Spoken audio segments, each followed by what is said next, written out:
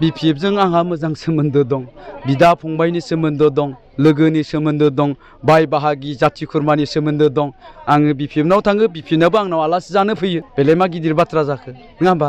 रिन्जय दैमारियाथ' उदालगुरिनिसो मानसि। जोंनि मानासाव जे आङो BPFनि मानसिजों ओरैजाय बिदा फंबाय बायदि सोलिबियोबा बुजिनानै मोननो। थानेस्वर बसुमतारिया सासे मास्टारमोन, मास्टारावनो थाबाय थानांगौमोन, पलिटिक्सआव फैनो नाङामोन, नङा होमबा? बिथांखौ समस्तिनि रायजो राजाफ्रा रिजेक्ट खालामदों। रायजो राजाल' बाथ्रा नङा, आं बुंबाय दङ, गुबुन मिडियायावबो बुंदों। थानेस्वर बसुमतारिखौ BPFनि नेता कर्मिफ्रानो एक्सेप्ट खालामाखै, जायनि थाखाय केन्डिडेट डिक्लेयार होनायनि उनावहाय सियार बुख्रुबदों। सालानि मासक आमि नाखां होननानै बुंदों मिडियानि सिगाङाव, मिडिया लेंहरनानै। दाखालि 20 खालार केन्डिडेट डिक्लेयार जानायनि उननिफ्रायनो आङो मानास समस्तिनि गुबुन जायगाफ्राव गिदिंदोङो, रायजो राजाफोरखौ लोगो हमदों, बुद्धिजिबिफोरखौ लोगो हमदों, मास्टार प्रफेसारफोरजों रायलायदों।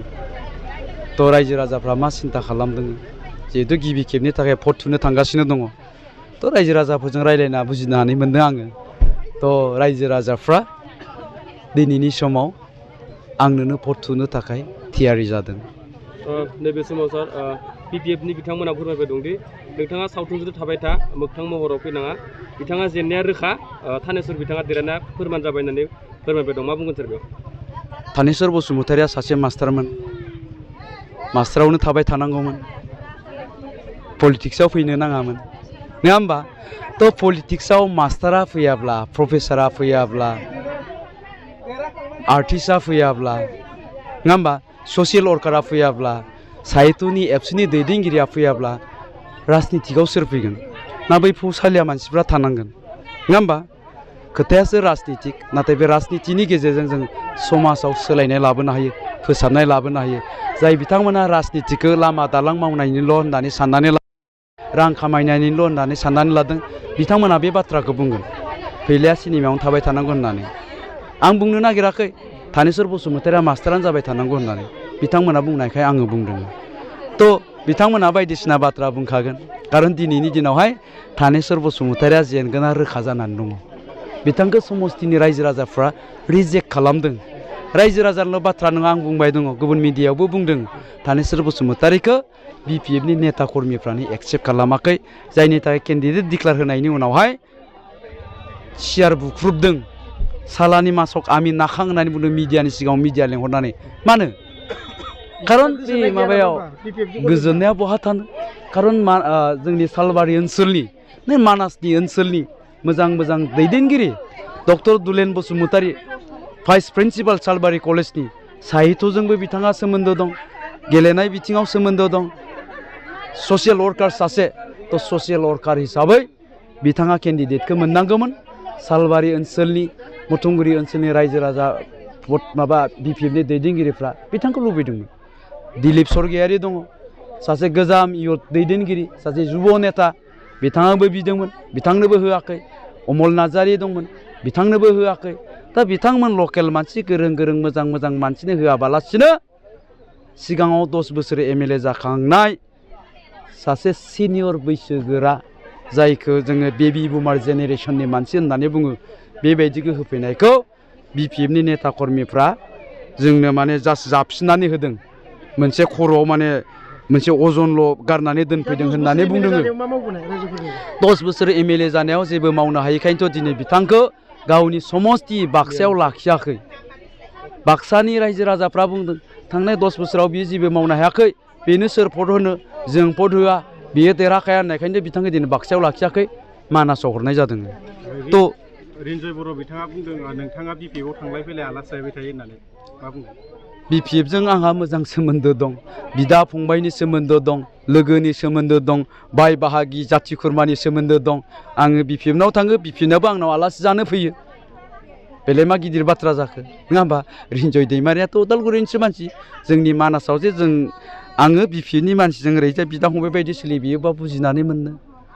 दा गतिके मानास समस्तियाव BPFनि नेता कर्मिफ्रा थानेस्वर बसुमतारिखौसो रिजेक्ट खालामदों, सियार बुख्रुबदों, फैलाखौ नङा। बिथांमोना बुंदों जोंथ' मोजाङै सोलिलायखाग्रा, बाय बाहागि बिदा फंबाय आलासि जालायलायखाग्रा, गतिके आसिया नोंनावनो थांगोन होननानै बुंदों। जिहेतु रायजो दलनि अन्जन तालुकदारा बिथाङा बुंबाय थादों इउपिपिएलजों आंनि कन्टेस्टआ जागोन होननानै नोंथांखौ फार्स्ट होननानै बुंदों। इउपिपिएलजों रायजो दलनि गेजेराव कन्टेस्टआ जाखागोन अन्जन तालुकदारा थार बाथ्राखौनो बुंदों नङा होमबा? खारन अन्जन तालुकदारा मानो बुंदों बिथांमोना सानदों जोंहा एनडिए दङ एनडिए बा दिनै अन्जन तालुकदारा देरहानायनि बाथ्राखौ मा खारनाव बुंदों एनडिएआ सोर दा नङा होमबा? अर्थात बिजेपिआ सोर दङ दा मानासाव नङा होमबा? थ' बेखायनो आङो बुंदों थानेस्वर बसुमतारिया कन्टेस्टआव फैया अन्जन तालुकदारनिल' बाथ्रा नङा बियो आंनिल' बाथ्रा नङा बियो बेवहाय सिरि सिरि नेसनेल मिडियानिफ्राय फैनाय सांबादिकफोर जायफ्रा प्रेडिक्सन होनो थाखाय स्टाडि खालामफैदों बिथांमोनाबो बुंदों थानेस्वर बसुमतारिया कन्टेस्टआव फैया होननानै। अब्ला नोंथांनि देरहासारनाया रोखा? आंनि देरहासारनाया रोखा खारन रोखा आं नैबेनि थाखायनो बुंदों जा माइनरिटि भाइफोर नङा होमबा? माइनरिटि भाइफ्राथ' बिपिएफनो होखाला बेनि थाखायनो बिपिएफआ कन्टेस्टआव फैया होननाया बिपिएफनो होलाबा रायजो दल आरो इउपिपिएलनि गेजेराव होगोन दाना रायजो दलाव मानो होनो माइनरिटिफ्रा जेरावनोखि बिथांमोना इलेक्शननि समाव गावसिनि हा हु गावसिनि सम्पति जीवन निरापत्तानि थाखायसो भटखौ थुयो दा सम्पति हा हुनि निरापत्तानि बाथ्रा बुङोब्ला बिटिआरआव मोननैल' अपसन थायो मोनसेया जाबाय बिपिएफ मोनसेया जाबाय इउपिपिएल बिपिएफखौ माइनरिटिफ्रा रिजेक्ट खालामबायबा बिसोरनि बिकल्पआ इउपिपिएल खारन रायजो दला बिटिआरआव जेबो अस्तित्व गैया बिटिआरल' बाथ्रा नङा बियो आसामावबो जेबो अस्तित्व गैया सासेल'सो एमएलए दं अखिल गगৈ थ' मुस्लिम रायजो राजाफ्रा बे खोथाखौ बुजिनानै मोनो रायजो दला माइनरिटिफोरनो बिटिआरआव जेबो निरापत्ता होनो हाया होगोनबाथाय बियो प्रमद बर' सार इउपिपिएल हान्जायासो खारन थांनाय बोसोराव जोङो निरापत्ता होदों माइनरिटिफोरखौ बिथांमोनखौ जों कुनु दिन उच्छेद खालामाखै बिथांमोनजों बर' माने मुस्लिमनि गेजेराव जोङो कुनु दिन नांलाय खमलाय खालामाखै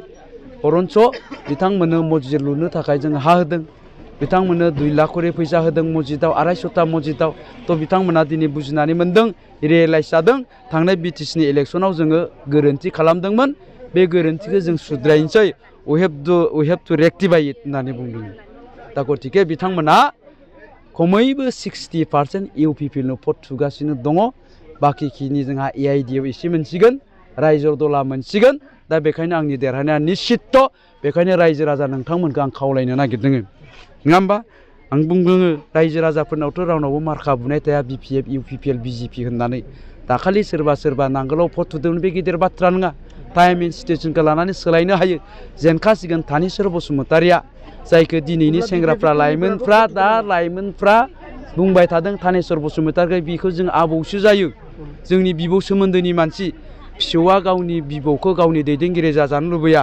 सल'बाथासो खोनासंनो लुबैयो बिबौनिफ्राय बेखौ सेंग्राफ्रा बुंदों दा बेखायनो थानेस्वर बसुमतारि जेननाया रोखा बेखायनो दाख्लै जायफ्रा बिपिएफआव भट होदोंमोन जिहेथु बिसोरो सोलाय सोल' भटखौ होबाय थायो नंगौना भटआ सोलाय सोल' जायोखायनो सरकाराबो सोलाय सोल' जायो मालाबा इउपिपिएल फैयो मालाबा बिपिएफ फैयो मालाबा कंग्रेसबो फैगोन बिजेपिबो फैगोन थ' बेखायनो रायजो राजाफ्राबो सिद्धान्त लानो नागिरदों देरहाखागोन केन्डिडेटनो जोङो भटखौ होनोसै होननानै बिपिएफनिफ्राबो दा भटखौ थुनो नागिरदों